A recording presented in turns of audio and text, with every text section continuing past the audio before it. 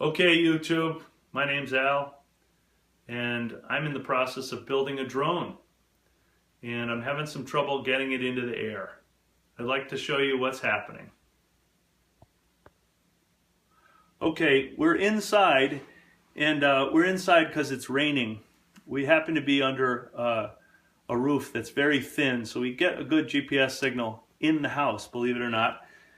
And I wanted to show you the components of the system that we're using.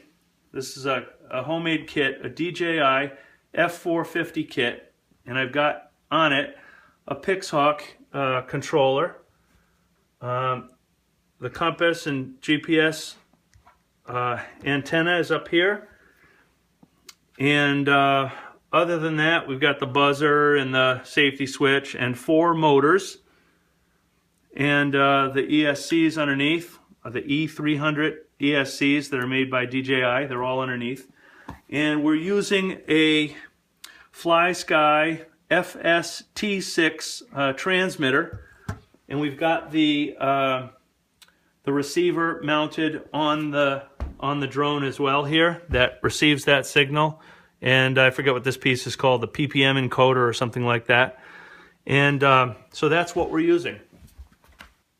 All right, so we got our transmitter on, and I've got programmed in the transmitter. I've got it in copter mode, and I've got the name and details associated with this F450 here. And I'm going to go ahead and plug it in. We've got a freshly charged battery. I'm going to plug it in so you can hear and see the signals I get on startup.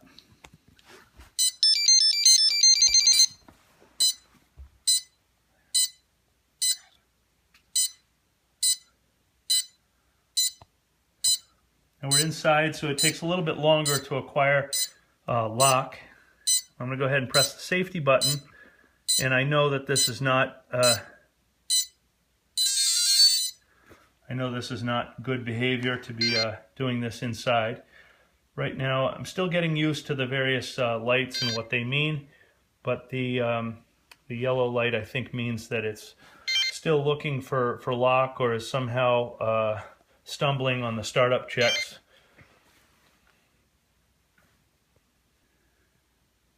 So you can see that we've achieved a GPS lock.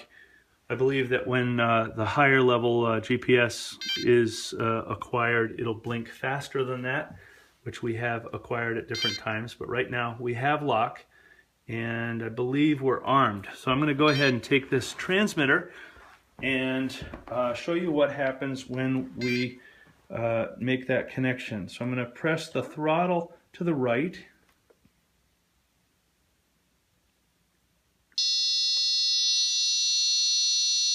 Okay, and we are armed. And I'm going to go ahead and press the throttle up. Go ahead and film the rotors, please. Oh, I didn't act fast enough.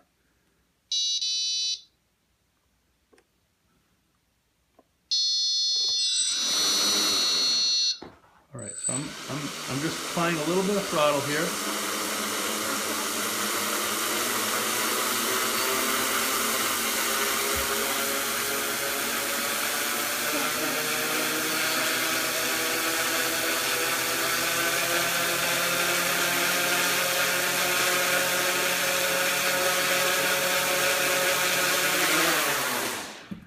And it wants to tip.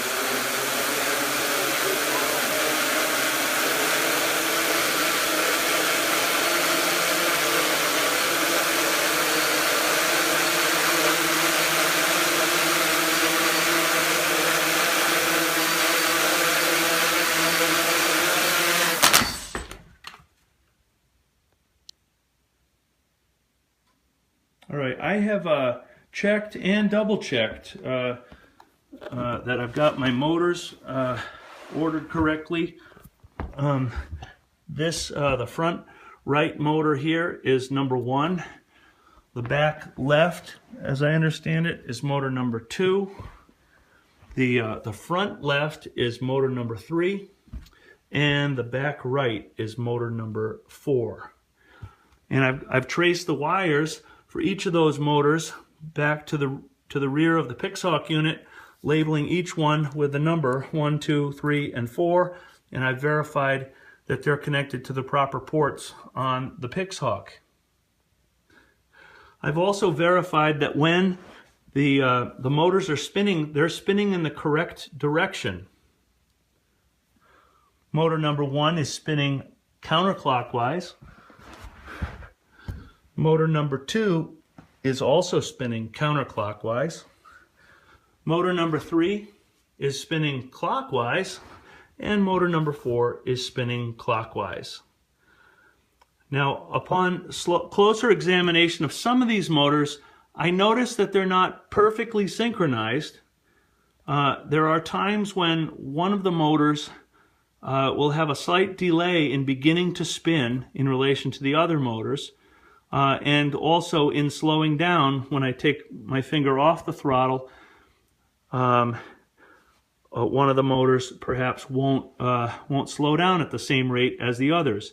However, I've been through, as far as I can tell, the ESC calibration, the all-in-one calibration, and then recently I tried performing the manual motor-by-motor calibration.